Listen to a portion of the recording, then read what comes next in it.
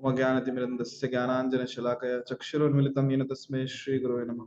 नमो विष्णुपादाय कृष्णप्रेष्ठाय भूतले श्रीमते भक्तिवेदान्तस्वामिनिति नामिने। नमस्ते सारस्वती देवे गौरवाणी प्रचारिणे निर्विशेष शून्यवादी पाश्चात्य देशतारिणे। जय श्री कृष्ण चैतन्य प्रभु नित्यानंद श्री अद्वैत गदाधर श्रीवासादि गौर भक्तवृंद। हरे कृष्ण कृष्ण कृष्ण हरे हरे, हरे राम राम राम हरे हरे।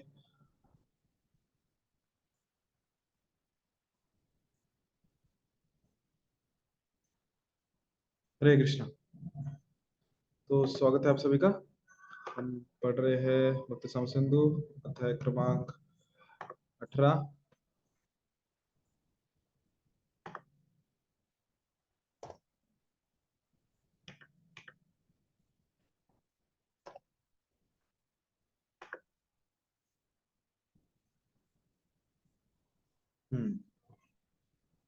शुरू करते हैं।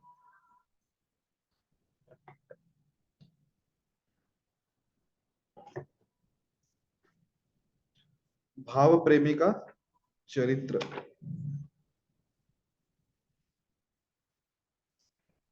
तो 17वां जो अध्याय था उसमें हमने भाव भक्ति देखी थी, भाव भक्ति क्या होती है। और अभी 18वें अध्याय हम चर्चा करेंगे जहाँ पे भाव प्रेमी का चरित्र है। तत्पश्चात रूप गोस्वामी उस व्यक्ति के गुणों का वर्णन करते हैं जिसने कृष्ण के लिए भाव प्रेम वस्तुतः विकसित कर रखा है। ये गुण इस प्रकार है। पहला, वो भगवत भक्ति में अपना समय लगाने के लिए सदैव उत्सुक रहता है। वो निष्क्रिय नहीं रहना चाहता। वो 24 घंटे निरंतर सेवा करना चाहता है। वह सदैव गंभीर तथा अध्यवसायी होता है। वो सारे भौतिक आकर्षणों से विमुख रहता है। वह अपने कार्यों के बदले किसी प्रकार के भौतिक सम्मान की कामना नहीं करता।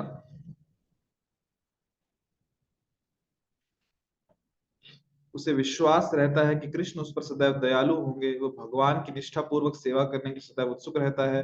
वो भगवान के पवित्र नामों के कीर्तन में मग्न रहता है। वो भगवान के दिव्य गुणों का कथन करने के लिए सदैव उत्सुक रहता है। वो ऐसे स्थान पर रहने में प्रसन्न रहता है जहां भगवान ने लीलाएं की थी, यथा मथुरा, वृंदावन या द्वारका। तो यहाँ पे जो भाव प्रेमी भक्त है, जैसे कि यदि आपको याद होगा पिछले सप्ताह हमें हमने चर्चा की थी भाव भक्ति की अध्याय क्रमांक 17 में। और विशेषकर हमने षड विकारों सॉरी अष्ट विकार जो है, जो भक्त के शरीर में आते हैं, जो प्रेमा भगवान के प्रेम में विरह महसूस करता है, जैसे कि रोंगटे खड़े होना, आंखों से अश्रु गिरना, जमीन पे लोटपोट होना, कंपकंपी शरीर में होना। तो जो अष्ट सात्विक विकार है ऐसे शरीर में आते हैं भक्तों के। तो अभी जब भाव प्रेमी का चरित्र है उसके विशेष में एक बात यहाँ जो गुण बता रहे हैं रूप गोस्वामी, तो वस्तुतः कृष्ण के लिए भाव प्रेम वस्तुतः विकसित कर रखा है किसने, जो भगवत भक्त है। तो उसके गुण यहाँ पे बताए गए हैं 9 गुण। अभी ये गुण की चर्चा करने से पहले हम बहुत बार पहले ये चर्चा करते हैं कि बहुत बार ऐसा भी होता है कि समाज में कुछ लोग ऐसे भी होते हैं कि जो ये सोचते हैं कि यदि हम अपने जो विकार हैं, अष्ट सात्विक विकार है, अपनी भक्ति लोगों को दिखाएंगे तो क्या होगा, हमें सम्मान मिलेगा, लोग हमारी वाह वाह करेंगे, लोग हमें काफी पहुंचा हुआ समझेंगे कि ये भक्त कितने पहुंचे हुए हैं, ये कृष्ण प्रेम में अश्रु भाव करते हैं, उनके आंखों से अश्रु गिरते हैं कृष्ण को याद करते हुए। जब कृष्ण को याद करते हैं तो एकदम आनंदित हो जाते हैं, एकदम नाचने कूदने लगते हैं। तो सबको लगेगा कि कितने महान वैष्णव है, कितने महान शुद्ध भक्त है, तो इनका सेवा करना चाहिए, इनका आश्रय लेना चाहिए। तो ऐसे बहुत बार लोग प्रदर्शन भी करते हैं कि हमें अपनी भक्ति लोगों को दिखानी है। परंतु जो भक्ति है वो दिखाई नहीं जाती, क्योंकि जो भक्ति है वो बहुत पर्सनल होती है। वो मेरे और कृष्ण के बीच में है, तो उसको प्रदर्शन नहीं किया जाता। जैसे किसी व्यक्ति के पास धन है या फिर कोई हीरा है, कोई सोने के आभूषण है, या जो बैंक बैलेंस है, तो व्यक्ति कभी भी उसे पब्लिकली अनाउंस नहीं करता है, कभी कोई सबको नहीं दिखाता है कि मेरे पास इतना सारा धन है, इतनी सारी कीमती चीजें नहीं। वो उसे संभाल के रखता है अपने पास, छुपा के रखता है लॉकर में। ताला लगा के सेफ में। क्यों? कीमती वस्तु है, उसको उसकी कीमत पता है। उसी प्रकार जब कृष्ण के प्रति प्रेम है, तो जिसका कृष्ण के प्रति प्रेम है वो कभी भी अपने आप को अपना कृष्ण प्रेम का से प्रदर्शित नहीं करेगा। कोई एग्जीबिशन की चीज नहीं है कि सबको दिखाया जाए मेरे पास कितना कृष्ण प्रेम है, कितना कृष्ण से विरह महसूस करता हूं। और समाज में मान पाने के लिए, प्रतिष्ठा पाने के लिए, कि लोग मुझे मान दे, सम्मान दे, भक्त समुदाय में विशेषकर कई बार कुछ लोग, जैसे सहजिया भी कह सकते हैं, कि हम मान अभिलाषी भी कह सकते हैं, वो लोग ये प्रदर्शित करते हैं कि हम में कृष्ण के प्रेम में आंसू आ रहे हैं आंखों से, हम बहुत आनंद हो रहे हैं, नाच रहे हैं, रो रहे हैं, जमीन पे लोटपोट हो रहे हैं। और बहुत बार क्या कह सकते हैं उसे, सरल, क्योंकि भक्त सरल होते हैं, तो बहुत बार जो क्या क्या शब्द कहेंगे उसे, इनोसेंट पीपल, जो मासूम लोग हैं, जहाँ ज्यादा भक्ति कर कुछ जानते भी नहीं, तो बहुत बार ऐसे वो बहकावे में आ जाते हैं कि हाँ ये कितने ऊंचे हुए पहुंचे हुए भक्त हैं। पर ठीक है, वो वहां पे विकार प्रकट हो रहे हैं, तो पता कैसे लगेगा वास्तव में भक्त है कि नहीं? उनकी आंखों से आंसू आ रहे हैं, ये वह काफी आनंदित हो रहे हैं, पर वास्तव में ये भक्त है कि नहीं, ये कैसे पता चलेगा? तो ये वो गुण हैं जो श्री रूप गोस्वामी यहाँ बता रहे हैं, कि यदि ये गुण हमें उनमें दिखाई दे रहे हैं तो कह सकते हैं कि वो भक्त है। हाँ धन्यवाद, बोले लोग। तो क्या वो गुण है? तो पहली चीज, क्या वो निरंतर वो भगवत भक्ति में अपना समय लगाने के लिए सदैव उत्सुक रहते हैं क्या? जैसे भगवान कहते हैं सततम कीर्तयन्तो माम, निरंतर, क्या हमेशा उत्सुक रहते हैं कि भगवान अपना समय भगवान की भक्ति में लगाने के लिए, भगवान की सेवा करने के लिए? वो निष्क्रिय नहीं रहना चाहता एक भक्त, हमेशा कुछ ना कुछ सेवा में लगे रहना चाहता है। वो 24 घंटे निरंतर सेवा करना चाहता है, हमेशा गंभीर रहता है, अध्यवसाय रहता है, सारे भौतिक आकर्षणों से विमुख रहता है। वो अपने कार्यों के बदले किसी प्रकार के भौतिक सम्मान की कामना नहीं करता, कि मैंने काम किया, अभी मुझे कुछ सम्मान चाहिए, प्रभु जी मैंने ये सेवा की, अभी क्रेडिट चाहिए, सबके सामने अनाउंस होना चाहिए मेरा नाम कि मैंने ये सेवा की। ये तो जब मैं सेवा कर रहा हूँ फोटो तो होनी चाहिए प्रभु जी। तो जो सही में सेवा कर रहा है वो इस चीज की अभिलाषा नहीं रखता कि मुझे सम्मान चाहिए। भक्त सेवा कर देता है और किसी को पता भी नहीं चलता कि वो सेवा करके चला गया। उसे विश्वास रहता है कि कृष्ण उस पर सदैव दयालु होंगे, क्योंकि कृष्ण पे उसको पूरी श्रद्धा है। वो भगवान की निष्ठा पूर्वक सेवा करने के लिए सदैव उत्सुक रहता है। सदैव कहा है, ऐसा नहीं है किसी पर्टिकुलर टाइम पे या केवल संडे को या केवल शनिवार को, सदैव उत्सुक रहता है। भगवान के पवित्र नामों के कीर्तन में मग्न रहता है, भगवान के दिव्य गुणों का कथन करने के लिए सदैव उत्सुक रहता है। चांस मिलना चाहिए बस कृष्ण का गुणगान करने के लिए। वो ऐसे स्थान पर रहने में प्रसन्न रहता है जहां भगवान ने लीलाएं की थी, यानी कि धाम में, मथुरा, वृंदावन या द्वारका। ये लक्षण है भाव प्रेमी के, ये लक्षण है भक्त के। तो अभी जब भी कहीं पे ऐसा कुछ प्रकट हो रहा है, कहीं विकार दिख रहे हैं किसी के भक्त में, तो हमें ये भी देखना चाहिए कि क्या ये गुण है उसमें। दूसरों को छोड़ दीजिए, अपने अंदर क्या हम में ये सब गुण है? बहुत बार समाज में, भक्त समाज में एक दूसरे को संबोधित करते हैं कि ये भक्त है, पहला दिन है उसका आया हुआ, पहले दिन आया है, अभी तो हाथ में माला भी नहीं ली, पर ये भक्त है, क्यों? अभी इस्कॉन में जुड़ गया। हम ऐसे से एक दूसरे को बोलते हैं कि ये भक्त हैं, ये भक्त हैं, ये भक्त हैं। तो जब ये सब भक्त, तो मैं गुण में भी भक्त हूँ, तो मैं भक्त हूँ, तो क्या मुझ में ये सब लक्षण है क्या? नहीं है। तो ये सब लक्षण लाने चाहिए, तब हम कह पाएंगे कि हाँ हम भक्त हैं। ठीक है, करके देखते हैं इसको। पहला का है समय का सदुपयोग, अव्यर्थ कालत्वम। जिस अनन्य भक्त ने कृष्ण के लिए भाव प्रेम विकसित कर लिया है, वो सदैव भगवान की प्रार्थना करने में अपनी वाणी को लगाता है। वो मन के भीतर कृष्ण का सदैव चिंतन करता रहता है और अपने शरीर को या तो अर्च विग्रह के समक्ष नतमस्तक होकर नमस्कार करने में या अन्य किसी सेवा में लगाता है। इन भावमय कार्यों को करता हुआ वह कभी कभी आंसू बहाता है। इस तरह उसका सारा जीवन भगवान की सेवा में लगा रहता है, वो एक क्षण भी अन्य किसी कार्य में व्यर्थ नहीं जाने देता। ये भक्त का लक्षण है, अव्यर्थ काल। तुम काल को अव्यर्थ नहीं जाने देता, समय को गवाता नहीं। हाँ, इसका मतलब ये नहीं है कि उसके आंखों से आंसू नहीं आएंगे या उसमें ये विकार उत्पन्न नहीं होंगे, होंगे, पर वो उसको संभाल के रखेगा, क्योंकि वो उसके और कृष्ण के बीच की बात है। हाँ, गुरु जन जो है उन्हें व्यक्ति ये बात जो भाव से उमड़ रहे हैं वो शेयर करते हैं, क्यों? क्योंकि उन्हें गुरु मार्गदर्शन करते हैं। पर समाज में कहीं उसको जिक्र नहीं होता, कहीं उसका क्या कहते हैं, नुमाइश नहीं होती, कहीं एग्जीबिशन नहीं होता कि यह देखो मुझे कितने आंसू आ रहे कृष्ण के प्रेम में। तो वहां पे प्रेम कृष्ण से नहीं है, वहां पे प्रेम वाह वाह से है, जो हमें बाकी लोगों से चाहिए। और विशेषकर जो भक्त है वो कभी भी किसी भी समय से व्यर्थ नहीं जाने देता, उसका सदुपयोग में उसे लगा के रखता है। अध्यय व्यवसाय या शांति। जब कोई व्यक्ति विभिन्न बाधाओं के आने पर भी क्षुब्ध नहीं होता तो वह संयमी तथा अध्यवसायी कहलाता है। इसका जीता जागता उदाहरण, एक मिनट में इंग्लिश में निकालता हूँ। Devotion chapter 18 characteristics of unexpected love, reserved and परसेवरेंट। Yes, जीता जागता उदाहरण क्या है? श्रीमद् भागवतम में स्कंद 1 अध्याय 19 श्लोक 15 वर्णित राजा परीक्षित का आचरण है। वे अपनी मृत्यु के समय अपने समक्ष उपस्थित समस्त ऋषियों से कहते हैं कि हे ब्राह्मणों, आप मुझे सदा अपना शरणागत दास माने।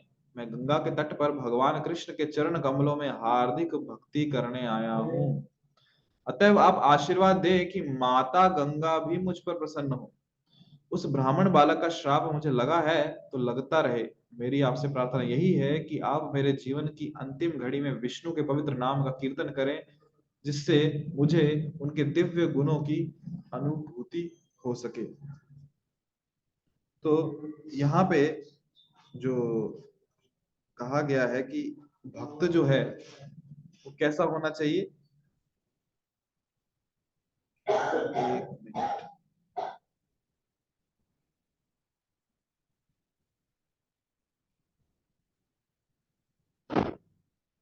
हाँ, तो वो दृढ़ निश्चय होना चाहिए, अध्यवसाय, और शुद्ध नहीं होना चाहिए, उसे परेशान नहीं होना चाहिए, उसे भक्ति में दृढ़ता पूर्वक लगे रहना चाहिए। महाराज परीक्षित का के आचरण का ये दृष्टांत उनके जीवन के अंतिम समय तक धैर्य बनाए रखने, उनके मन की अविचलित स्थिति या संयम का उदाहरण है। यह उस भक्त के लक्षणों में से एक है जिसने कृष्ण के लिए भाव में प्रेम विकसित कर लिया। यहाँ पे हालांकि ब्राह्मण का जो पुत्र है उसने शाप दिया है परीक्षित महाराज को, फिर भी वो विचलित नहीं हुए और केवल श्राप को शरीर का है, लगे तो लगते रहे। अब केवल आशीर्वाद दे क्या कि गंगा मैया में मुझे प्रसन्न रहे, और भगवान कृष्ण के चरण कमलों मेरी जो भक्ति है हृदय से, वो जो मैं करने आया हूँ वो भक्ति मैं करते रहूं। और आप सब भी क्या कीजिए कि आप मेरे जीवन की अंतिम घड़ी में भगवान विष्णु के नामों का कीर्तन कीजिए, ताकि मैं उनके दिव्य गुणों को अनुभूत कर सकूं। देखिए किस प्रकार महाराज परीक्षित अंतिम समय भी अपना धैर्य बनाए रखे, उनकी जो भक्ति है उसमें टिके हुए, भक्ति नहीं डगमगा रही। ये तो केवल मृत्यु का नाम भी सुना तो भी हम विचलित हो जाते हैं। किसकी वो बात की बात है, अपनी हो या अपने किसी रिलेटिव की हो या जिसको नहीं पहचानते उसकी भी हो, तो मृत्यु का नाम ही हमें कंपा देता है, हम कांप उठते हैं। तो यहाँ तो उनकी स्वयं की मृत्यु होने वाली है, फिर भी उन्होंने धैर्य बनाए रखा है, उनकी भक्ति में क्योंकि इतनी दृढ़ता है। विरक्ति या वैराग्य। इंद्रियां सदैव इंद्रिय भोग चाहती हैं, किंतु जब भक्त में कृष्ण के लिए भाव में प्रेम विकसित हो जाता है तो उसकी इंद्रियां भौतिक इच्छाओं यानी कि विषय वासनाओं के प्रति आकृष्ट नहीं होती। राजा भरत के चरित्र में प्राप्त होता है। श्रीमद् भागवतम में स्कंद 5 अध्याय 14 श्लोक क्रमांक 43 में कहा गया है, महाराज भरत कृष्ण के चरण कमलों के सौंदर्य से इतने आकृष्ट थे कि उन्होंने अपनी तरुणावस्था में ही अपने परिवार संतान, मित्र, राज्य आदि के प्रति समस्त प्रकार की अनुरक्ति को अस्पृश्य मल समझकर त्याग दिया था। तो ये लक्षण है भक्ति का। इंद्रिया है, हमेशा चाहती है कि उन्हें तुष्ट किया जाए, हमेशा उनकी सेवा की जाए इंद्रियों की। और जब व्यक्ति भगवान कृष्ण की प्रेममय भक्ति में लग जाता है, जो उसकी जो ये इंद्रियां को तुष्ट करने की जो आदत है, या फिर जो कहिए आप, जो इंद्रियां भोग चाहती है, तो वो भौतिक इच्छाओं से वो मुक्त हो जाता है। तो अभी उससे आकृष्ट नहीं होता। क्यों? क्योंकि उसकी आसक्ति कृष्ण में हो चुकी है।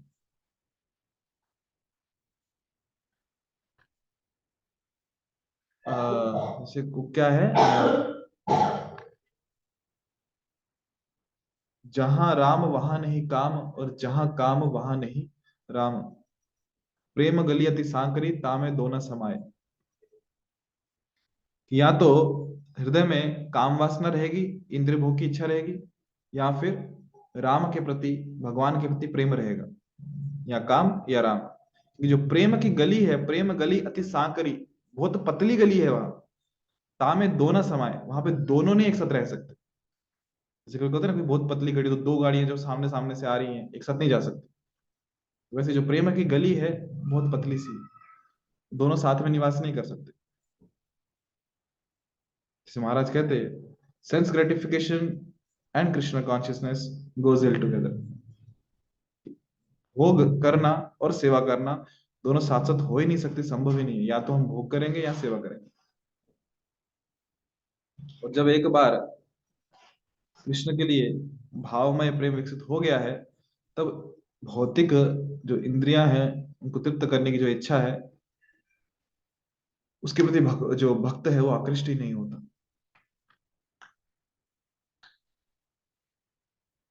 तो वैराग्य जो कहा गया है कि विरक्ति होनी चाहिए, वैराग्य होना चाहिए, हाँ प्रयास करना चाहिए, और कृत्रिम रूप से आर्टिफिशियली कब तक करें। पर यदि हमारा जो ध्यान है वो कृष्ण के प्रति, कृष्ण की सेवा करने में है, और हम कृष्ण की सेवा में लगे हुए हैं, तो स्वाभाविकता धीरे धीरे शनै शनै विरक्ति और वैराग्य अपने आप आ जाता है। क्यों? अभी आसक्ति कृष्ण में हो गई है, तो जो भौतिक आसक्ति खत्म हो जाती है। तो महाराज भरत वैराग्य का आदर्श उदाहरण प्रस्तुत करते हैं। उन्होंने भौतिक जगत की सारी भोग्य वस्तुएं प्राप्त थी उन्हें, क्यों? राजा थे, किंतु उन्होंने उनका परित्याग कर दिया। इसका ये अर्थ होता है कि अपने आप को कृत्रिम रूप से पृथक रखने और अनुरक्ति के आकर्षणों से दूर रखने का वैराग्य नहीं कहते। दूर रखने को वैराग्य नहीं कहते। यदि ऐसे आकर्षणों के रहते हुए भी कोई भौतिक अनुरक्ति से आकृष्ट रहता है, तो वह विरक्त कहलाता है। निसंदेह नवदीक्षित भक्त को प्रारंभ में अपने आप को सभी प्रकार के आकर्षणों से दूर रखने का प्रयास करना चाहिए, किंतु प्रौढ़ भक्त को वास्तविक स्थिति तो वह है जिसमें वह सारे आकर्षणों के रहते हुए भी लेश मात्र आकृष्ट नहीं होता। वैराग्य की असली कसौटी यही है।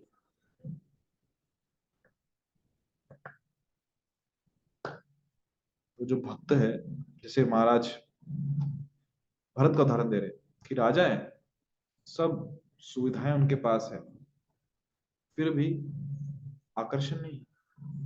क्यों? क्योंकि मन जो है वो भी कृष्ण में आकर्षित हो चुका है। इसे कहते हैं वास्तविक विरक्ति, कि भोग वस्तु उपलब्ध है, फिर भी इंद्रियों को उसके स्पर्श से, इंद्रियों को उससे स्पर्श नहीं कर। पर जो नवदीक्षित है, नवदीक्षित अर्थात जो भक्ति में नया है, उसे ये कहा जाता है कि आप कृत्रिम रूप से भी उन आकर्षणों से दूर रहो। हालांकि कृत्रिम रूप से ज्यादा देर तक नहीं रह सकते दूर, कभी ना कभी तो इंद्रिय भोग करेंगे। आर्टिफिशियली कब तक अवॉइड करेंगे? विरक्ति और वैराग्य रखेंगे।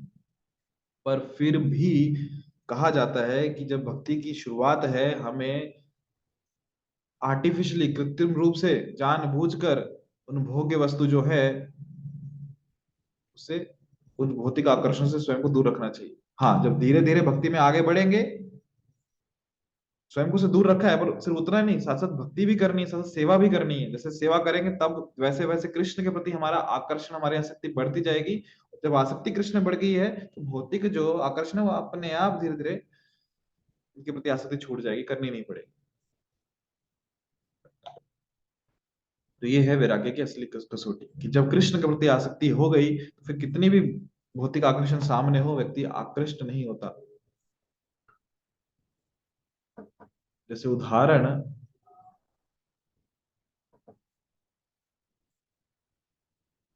ठीक है, आपके उदाहरण लेते हैं, आपका मतलब हम सबका, एकदम से हाई लेवल नहीं बताऊंगा, बट जो हम कुछ हम सब जो जिसको अनुभव कर सके, जो हमने अनुभव किए हैं, वो समझते हैं कि भक्ति में आने से पहले हमारे बहुत सारे आकर्षण थे भौतिक जगत में। जैसे चाय पीना कह लो, या मूवीज देखना कह लो, या फिर एक ही जगह बैठ के बहुत सारी गप्पे मारना कह लो, या बहुत ज्यादा सोना, कहीं कुछ भी दिखे खा लेना, किसी की निंदा करना, किसी की निंदा सुनना, बहुत सारे ऐसे, कुछ गिने चुने बोल रहा हूँ, हो सकता है आप ज्यादा कुछ पता होगा। परंतु भक्ति में आने के बाद जो भी हमें समय हुआ है, 3 महीने, 4 महीने, 4 साल, 10 साल, तो अभी उतना आकर्षण नहीं है उन चीजों के प्रति। अभी आकर्षण कहाँ है? कृष्ण के प्रति। संडे को यहाँ पे इतना अच्छा ऑप्शन है कि हम लोग कहीं मॉल घूम के आ सकते हैं, शॉपिंग करने जा सकते हैं, किसी गार्डन में जा सकते हैं, मूवी को जा सकते हैं। हम सब लोग कहाँ जाते हैं? मंदिर में जाते हैं। क्यों?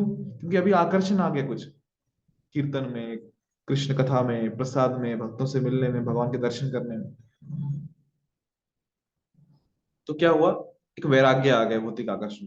हाँ, पूरी तरह से नहीं आया है, पर कुछ हद तक को आया है। जितना हद तक कृष्ण के प्रति आकर्षण आया, उतना हद तक भौतिक आकर्षण कम हो गए। तो दोनों प्रोपोर्शनल है। बहुत प्रोपोर्शनल तो इनडायरेक्टली प्रोपोर्शनल, जितना भगवान के प्रति आकर्षण बढ़ेगा, उतना भौतिकता में आकर्षण कम हो जाएगा। निर्भिमानता, मान शून्यता। जब कोई भक्त शुद्ध साक्षात्कार के समस्त गुणों से समन्वित होकर भी अपने पद का गर्व नहीं करता, तो वह निर्भिमानी कहलाता है। पद्म पुराण में कहा गया है कि राजा भागीरथ, राजा धीराज थे, किंतु उनमें कृष्ण के प्रति ऐसा भाव प्रेम विकसित हो गया था कि वे साधु हो गए और अपने राजनीतिक शत्रुओं तथा अछूतों तक के घर भिक्षा मांगने गए। वे इतने विनीत थे कि उन्होंने उन सबों के समक्ष सादर शीश झुकाया। ये भक्त का लक्षण है कि कोई मान की अपेक्षा नहीं, मान शून्य। क्यों ऐसा होता है कि भक्त जो है वो मान शून्य रहता है, उसको कुछ मान की अपेक्षा नहीं है, जबकि हम देखते हैं कि समाज में सब लोग मान के पीछे भाग रहे हैं। हर किसी को मान चाहिए, कोई भी कार्य कर रहे हैं, क्यों? मान मिलना चाहिए। क्यों? भक्त क्यों मान की अपेक्षा नहीं करता? क्योंकि भक्त जो है वो जानता है मान किस चीज का करो। कृष्ण हर चीज के स्रोत है। क्या मैं इस चीज का मान करूं कि मेरे पास बहुत सारा धन ऐश्वर्य है? तो किसने दिया? कृष्ण ने दिया। या मैं इस चीज का मान करूं कि मेरे पास बहुत बुद्धि है? वो किसने दी? कृष्ण दिया। या जो मेरे पास स्वास्थ्य है, वो किसने दिया? कृष्ण ने दिया। या बोलने की कला किसने दी? कृष्ण ने दी। तो जो कुछ भी मेरे पास है, चाहे वो बुद्धि है या फिर जो ऐश्वर्य है, सब कृष्ण ने दी। कृष्ण के। तो उधारी पे ली हुई चीज का मान कौन करेगा? आज है, कल वापस ले लेंगे वो। तो क्योंकि भक्त जानता है, इसलिए वो मान नहीं करता और मान के पीछे भागता भी नहीं। इसलिए कहा जाता है कि जो मान है, या फिर हम ऐसे कहें जो प्रतिष्ठा है, प्रतिष्ठा हमेशा कुंवारी रहती है, उसका कभी विवाह नहीं होता। क्यों? कि जो लोग प्रतिष्ठा के पीछे भागते हैं कि मुझसे विवाह कर लो, प्रतिष्ठा उनके पीछे जाती नहीं। और जो कहते हैं नहीं हमें प्रतिष्ठा नहीं चाहिए, प्रतिष्ठा उनके पीछे जाती रहती है, और वो कहते हैं हमें चाहिए नहीं प्रतिष्ठा, इसलिए हमेशा कुंवारी रहती है। तो भारत के इतिहास में ऐसे अनेक उदाहरण प्राप्त होते हैं। यहाँ तक कि लगभग 200 या इससे कम वर्ष पूर्व कलकत्ता के एक बड़े जमींदार लाल बाबू वैष्णव होकर वृंदावन में रहने लगे। रूपा जी उदाहरण देते हैं। वे भी द्वार द्वार जाकर भीख मांगने लगे। यहाँ तक कि अपने राजनीतिक शत्रुओं के द्वार पर भी वे गए। भिक्षा मांगने का अर्थ है उन व्यक्तियों द्वारा किए जाने वाले अपमान को सहने के लिए तैयार रहना, जिनके द्वार पर कोई मांगने जाता है। ये स्वाभाविक है, किंतु कृष्ण के लिए ऐसे अपमान सहने पड़ते हैं। कृष्ण का भक्त कृष्ण की सेवा हेतु कोई भी परिस्थिति स्वीकार कर सकता है, क्योंकि भिक्षा मांगना कोई साधारण बात नहीं है। और विशेषकर उस व्यक्ति के लिए जो जमींदार है, क्योंकि जमींदार को सब लोग सलाम करते हैं, सब लोग प्रणाम करते हैं, कितना प्रॉपर्टी का मालिक है। परंतु वो व्यक्ति सब कुछ छोड़ के वृंदावन में चला गया, वैष्णव हो गया, सबको भिक्षा मांग रहा है, क्योंकि मांगने के लिए अपना सर झुकाना पड़ता है। और कोई भी भिक्षुक को, भिखारी को एकदम इज्जत दे के बात नहीं करता, हकालते हैं, चल चल आगे चल, दुत्कारते हैं, सबका अनुभव है। तो अपमान सहना पड़ता है। परंतु कृष्ण का भक्त कृष्ण की सेवा के लिए कोई भी परिस्थिति स्वीकार करने के लिए तैयार है, और वो स्वीकार करता है, क्योंकि वो मान का भक्त नहीं है, वो मान का पुजारी नहीं है, वो कृष्ण का भक्त है, कृष्ण का पुजारी। भृत आशा, आशाबंद, ये दृढ़ विश्वास की भगवान की कृपा अवश्य होगी। संस्कृत भाषा में आशाबंद कहलाता है। इस संस्कृत शब्द का अर्थ है ये सोचते रहना कि चूंकि मैं भक्ति के सामान्य नियमों का यथाशक्ति पालन कर रहा हूं, अतः मुझे पूर्ण विश्वास है कि मैं भगवत धाम को प्राप्त करूंगा। संदर्भ में रूप गोस्वामी की एक प्रार्थना इस आशाबंध संबंधी उदाहरण को बताने के लिए पर्याप्त होगी। वे कहते हैं, मुझ में ना तो कृष्ण के लिए प्रेम है, ना ही कृष्ण प्रेम विकसित करने वाले कारणों श्रवण तथा कीर्तन में मेरा प्रेम है। मुझ में एक वो भक्ति योग भी नहीं है जिसमें कृष्ण का निरंतर ध्यान किया जाता है और उनके चरण कमलों को हृदय में स्थिर किया जाता है। जहां तक ज्ञान या पुण्य कर्मों की बात है, ऐसे कार्य करने का मुझे कोई अवसर भी नहीं दिखता। फिर सबसे बड़ी बात यह है कि मैं उत्तम कुल में भी उत्पन्न नहीं हूँ। अतएव हे गोपीजन वल्लभ, मैं आपकी केवल प्रार्थना कर सकता हूँ। मेरी एकमात्र यही इच्छा और आशा है कि किसी तरह आपके चरण कमलों तक पहुंच सकूं, और यही आशा मुझे पीड़ा पहुंचाती है, क्योंकि मैं जीवन के दिव्य लक्ष्य तक पहुंचने में अपने को सर्वथा असमर्थ पाता हूँ।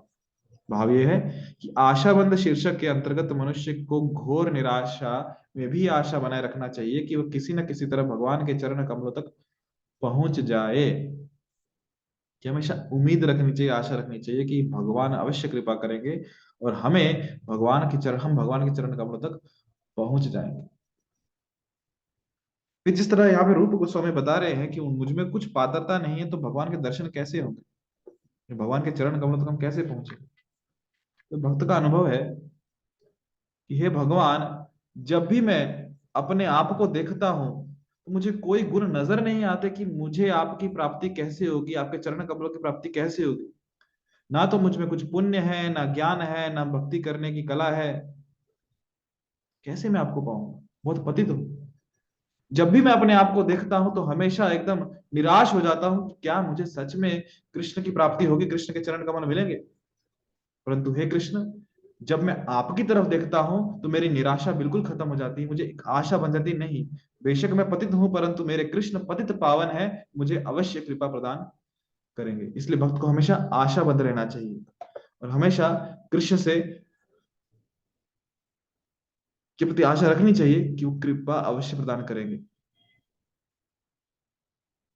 आ, जैसे एक भक्त कहते हैं कि भगवान का एक नाम है कि वो भक्त वत्सल है। भक्त वत्सल मतलब भक्तों पे कृपा करते हैं, दया करते, करुणा करते। जब भी ये नाम सुनता हूँ तो मैं सोचता हूँ कि क्या भगवान मुझ पे कृपा करेंगे, क्योंकि मैं तो भक्त हूं नहीं। पर जब भी भगवान का नाम सुनता हूँ, भगवान पतित पावन है, तो बहुत एकदम आशा की किरण बंध जाती है, आशा आ जाती है मन में, हाँ मैं पतित हूं और भगवान पतित पावन है, तो अवश्य ही मुझ पे कृपा होगी।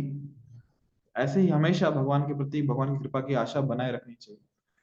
और ब्रह्मा जी भी श्रीमद् भागवतम के 10वें स्कंद के 14वें अध्याय में भगवान को प्रार्थना करते हैं कि कौन व्यक्ति मुक्ति का अभिलाषी है, किसे भगवान की कृपा मिल सकती है। तो कहते हैं जो भगवान की कृपा का अभिलाषी है। बाकी चीजें भी बताई, पर पहली चीज बोली कि जो भगवान की कृपा का अभिलाषी है, तत्ते अनुकंपाम सुमिक्ष मानो, जो कृपा का अभिलाषी है उसे कृपा मिलेगी। तो पहले ये आशा हमेशा बनाए रखनी चाहिए।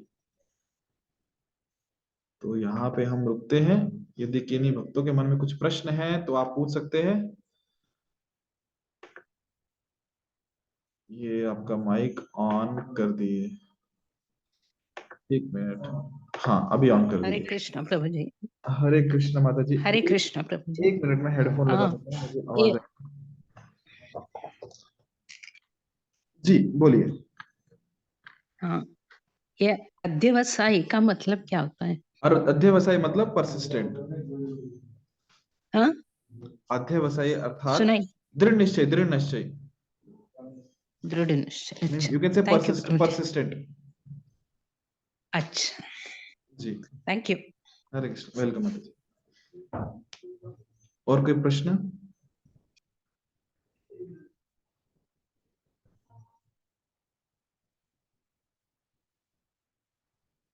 हरे कृष्ण के भक्तों के मन में कुछ प्रश्न है तो आप पूछ सकते हैं। समय बहुत कम है हरे हमारे कृष्ण पास। प्रभु जी। यस माता जी, हरे कृष्ण। प्रभु जी, मेरा ये प्रश्न है कि मतलब हम तो अभी भक्ति में नए नए आए हैं, हम तो साधक हैं।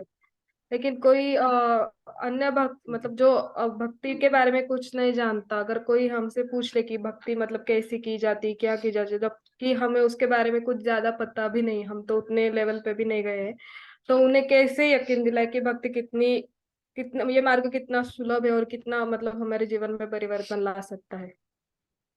हम्म। अगर कोई व्यक्ति मिले जो कि हम मतलब भक्ति में नहीं है, उसको भक्ति के बारे में कुछ पता नहीं, भगवान के बारे में कुछ पता नहीं, ऐसे व्यक्ति की बात करें। जी, तो देखिए, आपने कभी रसगुल्ला खाया है? जी नहीं। कभी नहीं खाया रसगुल्ला? नहीं नहीं। क्या क्या बात होता? है, आपका नाम गिनीज बुक में देना पड़ेगा, Guinness book of world records. ठीक है, आपने कभी गुलाब जामुन खाया है? हाँ, गुलाब जामुन खाए, बहुत खाए। Okay good.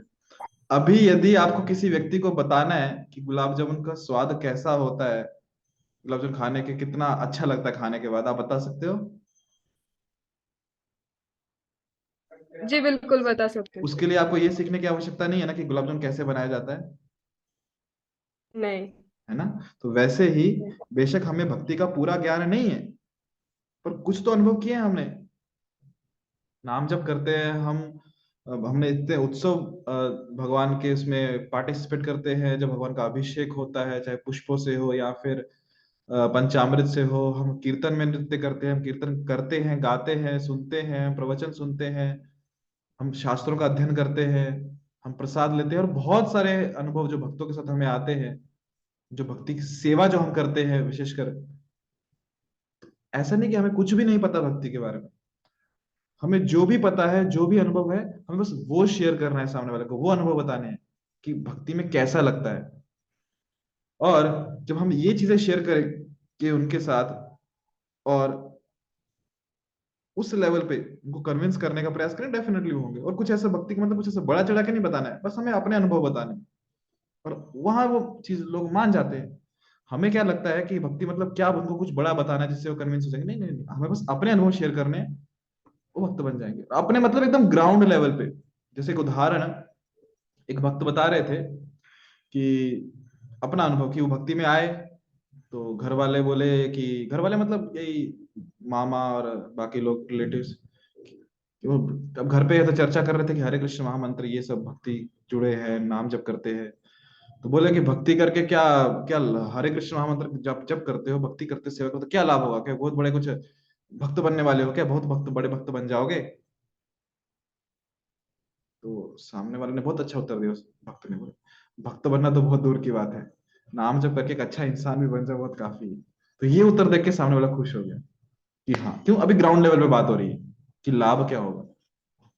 तो वैसे ही हमारे जो अनुभव, कि माइंड रिलैक्स हो जाता है, टेंशन खत्म हो जाता है, वहां पे हम कुछ सेवा करते हैं, नाम जप करते हैं, तो उसके बाद हमारा मन जो संसार की चीजों में और अच्छे से लगा सकते हैं। तो ये छोटी छोटी चीजें, हाँ, ये चीजें सामने वाले को बता दी, क्योंकि ये चीजें उसे समझ में आती है। उसे ये समझ में नहीं आता कि हम भक्ति करेंगे तो कृष्ण प्रेम मिलेगा, समाधि में लग जाएंगे। उसको ये चीज समझ में आती है कि जब हम भक्ति करेंगे तो हमारा दिमाग ठिकाने पे रहता है, शांत रहता है, गुस्से नहीं करते, हम चिड़चिड़ नहीं करते, हम सामने वाले से प्रेम से व्यवहार करते हैं। कोई हम पे गुस्सा भी करे तो हम भी उसे शांति से उसको डील करते हैं। तो ये चीजें समझ में आती है। तो ऐसे जो हमने अनुभव किए हैं, ये चीजें हम उसे समझा सकते हैं। और हाँ, आगे चल के जहाँ पे हमारा अनुभव कम पड़ रहा है, तो हम उस व्यक्ति को उन भक्तों से मिला सकते हैं जिनका अनुभव इसमें ज्यादा है, ताकि वो उसे और अच्छे से समझा सके। कुल मिला के बात यही है कि हमें ग्राउंड रियलिटी पे बात करनी है, जो हमारे अनुभव है वो शेयर करने हैं अनुभव उनसे, और ज्यादा अनुभव शेयर करने तो हम डायरेक्ट उनका कांटेक्ट उनसे करा सकते हैं जिनको ज्यादा अनुभव है। तो इस तरीके से हम प्रचार कर सकते हैं। और चैतन्य महाप्रभु तो डायरेक्ट बोलते हैं कि गुरु बनो और प्रचार करो। गुरु मतलब क्या, कि जो भी अनुभव है, जो भी आपके जितने भी कृष्ण है उस शेयर करो। प्रसाद दे के, प्रसाद तो बेस्ट ऑप्शन है, प्रसाद खिलाओ सामने वाले को, वो सब समझ में आता है, प्रसाद की भाषा सबको समझ में आती है। तो कृष्ण दो सामने वाले को नाम के माध्यम से, ज्ञान के माध्यम से, प्रसाद के माध्यम से, सेवा के माध्यम से। तो एकदम ग्राउंड रियलिटी पे प्रचार। जी माता जी। जी प्रभु जी, धन्यवाद प्रभु जी। इस बात पे एक अनुभव थोड़ा शेयर करना चाहती जी हूँ मैं।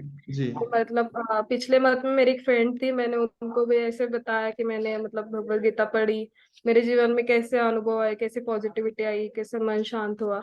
तो ऐसे बातचीत चल रही थी हमारी, तो मेरा ध्यान उनके हाथों पे ऊपर गया, जो उसके टैटू बना था, वो एक मोर पंख जैसा, और के नाम लिखा था, उनके बेटी का नाम था, के से शुरू होता है। तो उसने उनका टैटू था उस नाम से। तो मैंने ऐसे सीधे ही बोल दिया ऐसे कि आपके मतलब अब जीवन में कृष्ण का आगमन होने वाला है। तो उनको ये बात इतनी अच्छी लगी कि मतलब उन्होंने बोला कि अभी मुझे भी भगवत गीता पढ़नी है। तो इस वजह से उन्होंने भी मुझे बोला कि मेरे लिए भी कॉपी ले लो। तो ऐसा मेरा एक अनुभव रहा।